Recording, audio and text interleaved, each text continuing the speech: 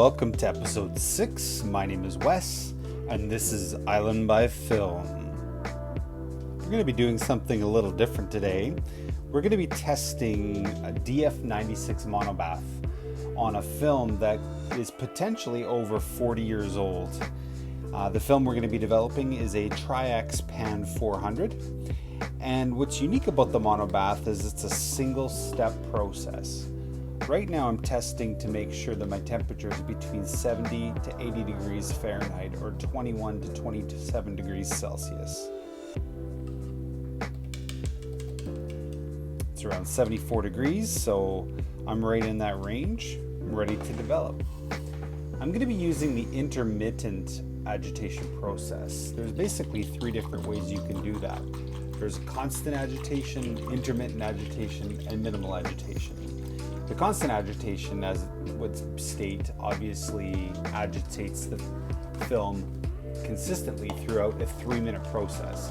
The intermittent agitation agitates intermittently for the first 30 seconds, then followed by 10 seconds every 30 seconds for a process of 4 minutes, as you can see I'm doing right now.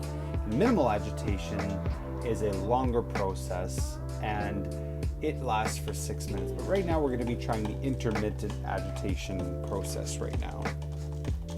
So as you can see, I'm gently agitating it every 30 seconds for 10 seconds. Now I'll use a little bit of camera magic to speed up the process.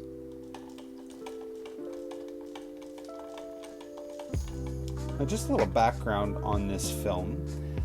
I was recently in New York City at the Brooklyn Flea Market, and there was a camera reseller there, an old film camera reseller there, that had a bin full of unused and some used film. None of it was labeled, with the exception of one roll of film. And this one roll of film said that it was fully exposed and it was Tri-X 400. So I thought, well, what a good opportunity to try out this DF96. And so I went ahead and took the chance. I wasn't sure how old this film was. I had absolutely no clue. And spoiler alert, we're going to be showing you the images at the end of the video after they're developed. I was actually very, very excited at the results. You can see I'm 2 minutes into the development, or almost 3 minutes into development, and going through the agitation process. It's probably the easiest development process I've ever used. I consistently develop color, which some people feel is a more complex development process. I've gotten quite good at it, and I can do it quite easily. But this is very, very simple. So at this point now, I'm reaching that time where I need to prep the funnel in my bottle of chemical. By the way, you can develop up to 16 rolls of film with the DF96. I'm now on roll number 2. I've developed a roll of 120 that I had in my episode number 4 or 3 zine, and now it's episode 6 and I'm developing the second roll. The shelf life, however, is only about 2 months on this film, so you really have to be careful with that. So as you notice, I'm going a little over 4 minutes because each and every time that you develop a roll, you add 15 seconds to the development time. And what's really unique about this film is you really cannot overdevelop it. And that's an important thing to realize, because the fixing process happens after a certain amount of time, after about 3 minutes time. I'm pouring the chemical back in, making sure to get it all out.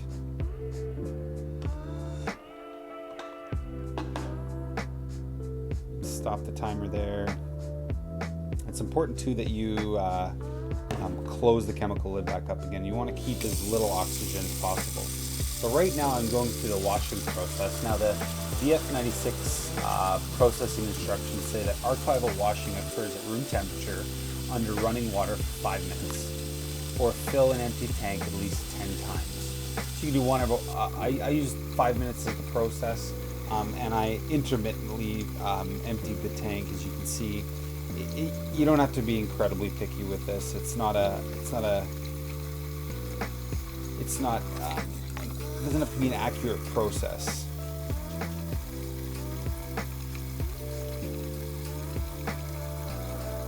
So I'm nearing the 5-minute mark.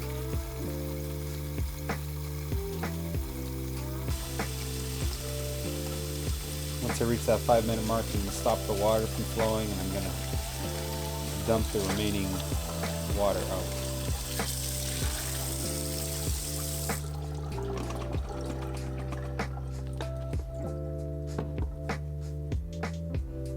So now I'm going to open the top lid here to expose the film to the light. I could have probably done this before the washing process, but for some reason I don't feel right doing it until the last step. I struggle a little bit with this Patterson tank. Don't know why. I do it often enough, but it was a little bit challenging. So now I'm just taking a quick look to see if I can see any images on there. So right now I'm going to do a little bit of a final wash process to help avoid any watermarks. Now, I don't use photo flow whatsoever. I always use the tiny drop of dishwashing liquid. And I'll usually plunge the film in and out of there for anywhere between 30 seconds and a minute, depending on how patient I am at that time.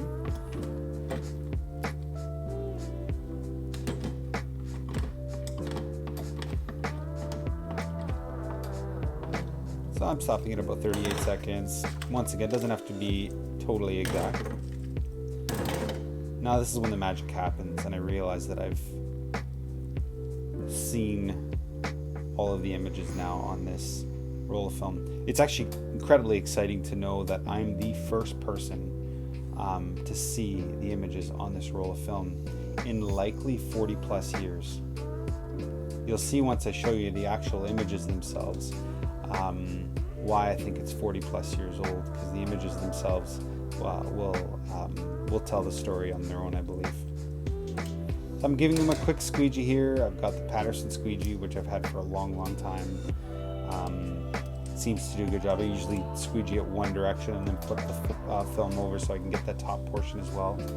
That way when I hang it to dry, I don't have any drips coming off the very top of the film and sliding down the film. It tends to dry a little bit better that way.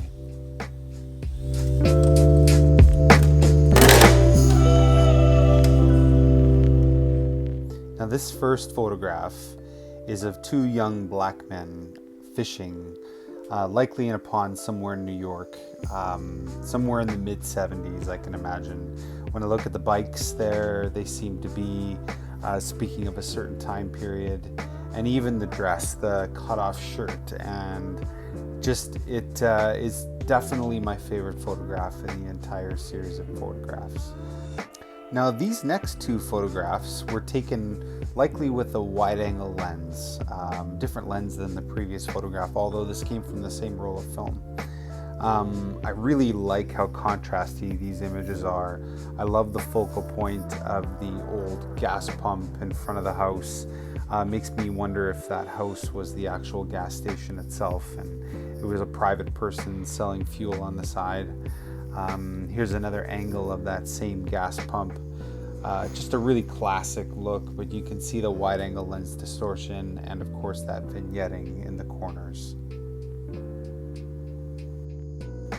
The next four photographs are portraits shot by the photographer, and this is where I think the Tri-X Pan 400 film really shines. In this type of a light situation, you can tell it's flat, even, likely open shade light, so the subject is lit quite well. This one specifically is probably my favorite photograph, next to the first photograph of the two young men fishing. This picture is just almost a little bit haunting, the way that you see the young boy's eyes, and makes me wonder if this was the photographer's son or nephew, or who knows.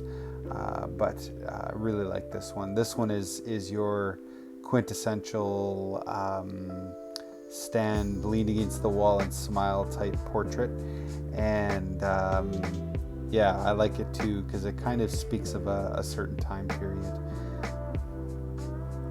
Now, this next one is of a young girl with her new puppy. Now, there was a couple of other photographs in the roll of film that I'm not showing in here, and one of them was this little puppy climbing out of a box.